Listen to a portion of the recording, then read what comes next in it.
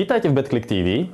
Akcia na európskych trávnikoch neutícha a my máme aj na nasledujúci víkend pre vás pripravené 3 tipy vybrané našim tímom.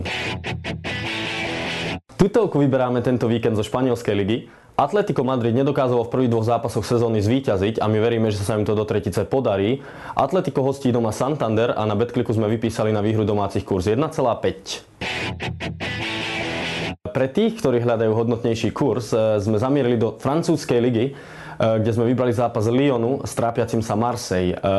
Lyon je jedným z hlavných kandidátov na titul a veríme, že doma Marseille porazí. Na BetClicku je na tento zápas vypísaný kurz 2,10. Prekvapenie alebo vysoký kurz týždňa sme vybrali z derby zápasu anglickej ligy medzi Tottenhamom a Liverpoolom. Deľba bodov je v tomto zápase viac ako možná, my sme však pre vás vybrali tip na remízu v polčase i v zápase s kurzom 5,25. To je na dnes všetko. V prípade akýchkoľvek dotazov nezabudnite nechať komentár pod videom a my sa uvidíme na budúci týždeň.